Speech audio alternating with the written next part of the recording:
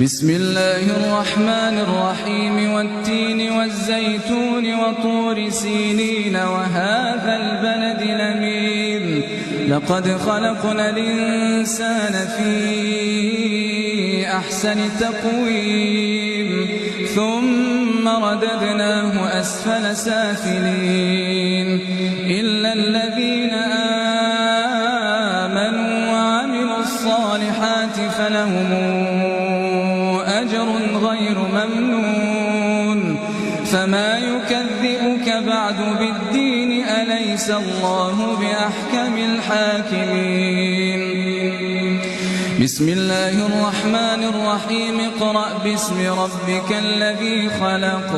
خلق الإنسان من علق اقرأ وربك الأكرم الذي علم بالقلم علم الإنسان